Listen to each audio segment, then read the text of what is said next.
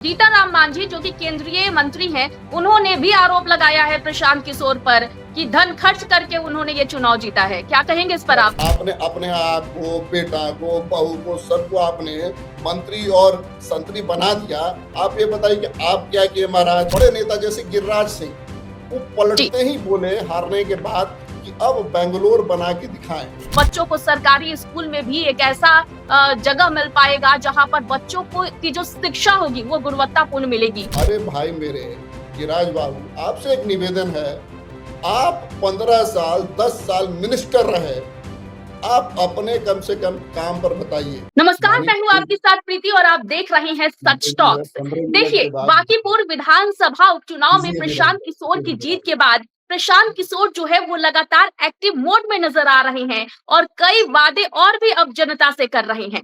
क्या है उनके वादे और क्या है आखिर पार्टी की आगे की रणनीति, इस पर विशेष बातचीत करने के लिए हमारे साथ जुड़े हुए हैं कैप्टन मुकेश कुमार सिंह, जो कि जलसुराज के प्रत्याशी भी रह चुके हैं बरबीघा से। मुकेश जी, सबसे पहले तो आपका बहुत बहुत स्वागत है सच टॉक्स में। नमस्कार प्रीति, आपका भी स्वागत है और धन्यवाद मुझे इंटरव्यू में बुलाने के लिए।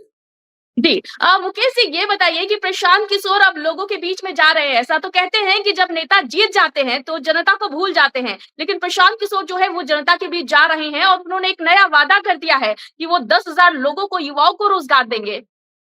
देखिए, अब इसके बारे में मैं आपको पहले बताऊंगा कि जन सुराज शुरू से एक अलग पार्टी है, एक अलग राजनीति करने के लिए बिहार में आई है। जो जी, कि आप अगर आज का दूसरे पॉलिटिकल पार्टीज को देखते हैं, जैसे कि राजद, जो कि जिसका कि बेसिक है जात पर जो है राजनीति करना।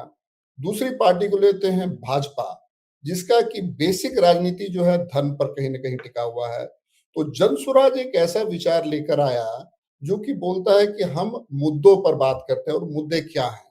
वो मुद्दे जी, जन सरोकार के मुद्दे हैं, हमारे आपके मुद्दे हैं। तो आप अगर इस इलेक्शन को देखिए, बांकीपुर के इलेक्शन को, तब आपको पता चलेगा कि अब ये तो बात आज के डेट में कहीं न कहीं तो सच है कि पिछले बार 96,000 वोट जो बीजेपी को और इस बार 46,000 आया, तो कहीं न कहीं 50,000 लोग जो 7 महीने पहले, 8 महीने पहले बीजेपी को वोट किए, आज कहीं न कहीं या तो वोट नहीं किए या जनसुराज को किए, यानी वो भाजपा जी, के ही लोग।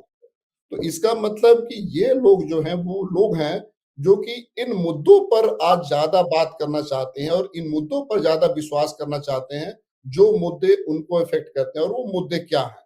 तो वो जी, मुद्दे हैं सबसे पहले रोजगार का, कि भाई हमारे यहाँ कुछ रोजगार आएगा तब तो हम जाति और धन पर सोचेंगे। तो अब जो है, एक पहले अल्टरनेटिव नहीं था। पहले यहाँ पर जनता जो बांकीपुर की अगर बात करें, तो बाकी पिछले इलेक्शन में बांकीपुर के पास एक क्लियर कट अल्टरनेटिव नहीं था। इसलिए लोगों ने या तो राजद को वोट किया या फिर भाजपा को वोट किया। लेकिन इस जी, बार जब हम लोगों ने समझाया कि ये भी एक जन स्वराज भी एक अल्टरनेटिव हो सकता है और उसका ये एजेंडा है, तो लोगों ने इस पर मन बनाया और इस पर विश्वास किया। अब सवाल आता है, अभी जो आपने पूछा कि अब हम लोगों जी, के बीच में जा रहे हैं, अब ये फिर से ये पार्टी थोड़ा-सा अलग कर रही है। वो क्या कर रही है कि अब पहले पिछले इलेक्शन के बाद जो वादे भाजपा ने किए, क्या उन वादों को लेकर के वापस जनता के बीच में गई? नहीं गई। आज हम इलेक्शन के तुरंत बाद वापस पहुंचे प्रशांत किशोर के माध्यम से, और अब हम बोल रहे हैं कि भाई हमने जो भी बोला, हमने तो कुछ बहुत बड़ा बवंडर नहीं बोला।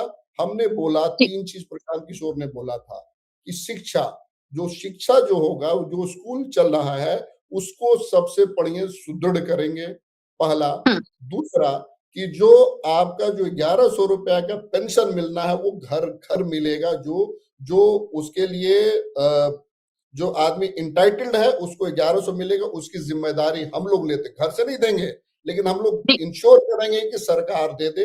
तीसरा, कि जो राशन, जो आज पूरे बिहार में किसी से जाके पूछिए, तो कहीं पर जो 5 किलो सरकार हमारे पैसों को जो हमको देती है, वो कोई नहीं मिल हुँ, पाता लोगों को। ये जो एक सच है, तो हम लोग उसको इंश्योर करेंगे कि जो राशन मिलना चाहिए वो मिले, यानी बीच का जहां भी जो जी, दलाली या बीच का जो कट है वो अब नहीं लगेगा।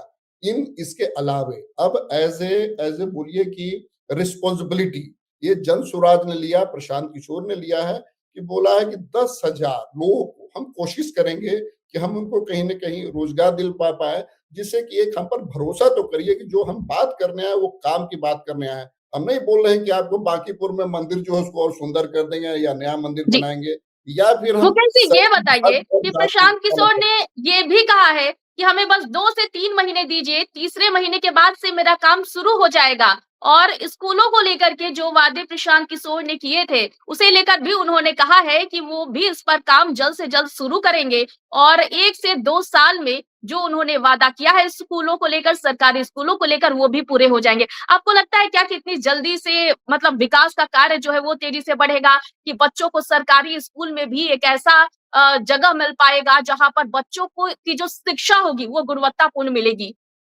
देखिए, इस बात पर मैं बोलूँगा कि भाई हम क्या करेंगे और क्या नहीं करेंगे ये तो भविष्य ही बताएगा। अभी हम कुछ बड़ी-बड़ी बात बोल दें कि हम कुछ भी कर देंगे। लेकिन एक बात तो ज़रूर बोलेंगे कि आज के आप राजनीतिक पार्टी और राजनेता को देखिए जैसे बड़े नेता जैसे गिरिराज सिंह, वो जी। पलटते ही बोले हारने के बाद कि अब बैंगलोर बना के दिखाएँ।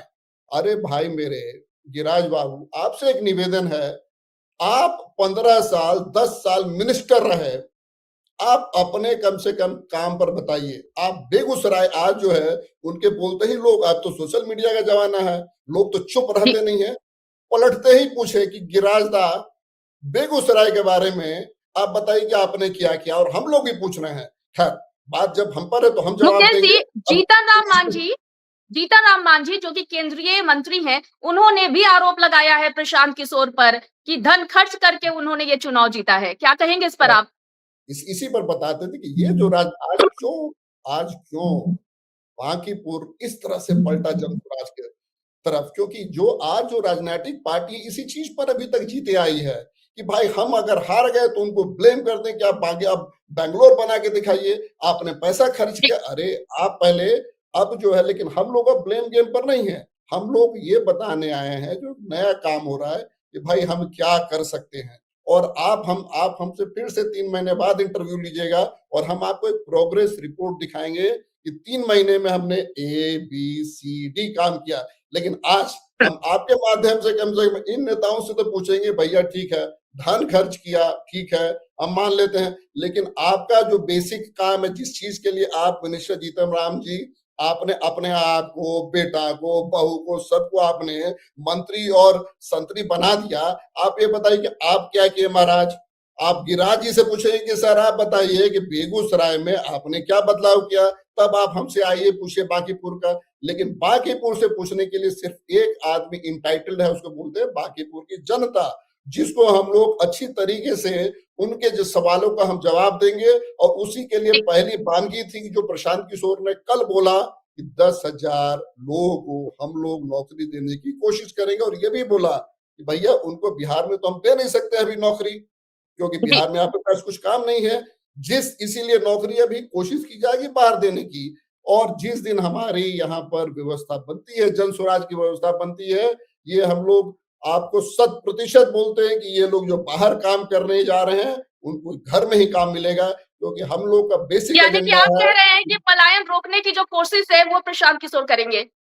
भाई पलायन रोकने हम लोग कम से कम मुद्दा उठाए बात कर रहे हैं इस बात पर कोई पहले बात कर रहा है क्या चाहे राजद हो या कांग्रेस हो या बीजेपी हो कोई बात नहीं कर रहा सबसे पहले कहीं पर अगर जैसे कि हमको पढ़ाई करनी है सबसे पहले उसकी बात तो शुरू करेंगे तो सबसे जी। बड़ा जो मुद्दा है यहाँ पर बेरोजगारी का और उसी के चलते पलायन है उसकी कोई भी राजनीतिक व्यवस्था बात नहीं कर रही है और सिर्फ जन स्वराज उसकी बात कर रही है तो आज हम लोग भी बोल रहे हैं कि भाई 10,000 लोगों को नौकरी की कोशिश कर रहे हैं देंगे लेकिन जिस दिन हमारी व्यवस्था बनेगी उस दिन सबसे पहले हम घर में हम रोजगार देंगे और सब लोगों को बाहर से यहाँ पर ऐसी व्यवस्था करें कम से कम छोटी नौकरी के लिए हम नहीं बोल रहे हैं कि यहाँ पर हम आपको बड़ा डायरेक्टर बना देंगे बड़ा बना देंगे लेकिन हाँ जो 20,000 25,000 15,000 की नौकरी के लिए लोग जाते हैं ऐसी व्यवस्था बनेगी जिसमें कि आपको बिहार में घर में रोजगार मिलेगा जी। मुकेश जी, हमसे बातचीत करने के लिए आपका बहुत-बहुत धन्यवाद।